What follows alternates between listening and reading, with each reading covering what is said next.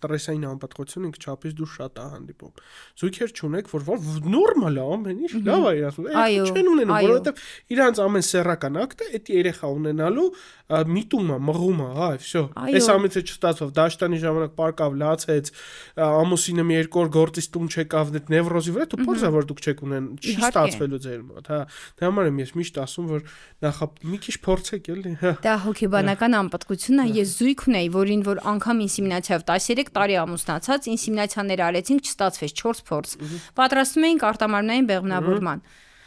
Հանձնեց անալիզները, մի քանի վիտամին եմ նշանակել կնոջը, դաշտանը չսկսվեց։ Եվ ինքը ինձ խոստովանեց, որ բժշկուհի ամուսնությանս առաջին օրվանից երևի սա միակ ամիսն էր, որ ես չեմ մտածել, որ պիտի հղիանամ, որովհետև գիտեի, որ մյուս ամիս գալիս եմ եկո անեմ։ Հետո երկրորդ բալիկին է շուտ բնականում հղիացրեցինք։ Դա հոգեբանական խնդիրը շատ կարևոր է։ Ոչ միայն կանանց, այլև տղամարդկանց պարագայում։ Տղամարդները ոչ լիարժեք ազգում ասում, ես չեմ կարող հղիացնեմ կնոջս, էլ ինչ տղամարդ։ Ես համամիտ եմ։ Բայց այդպես բան չկա, էլի։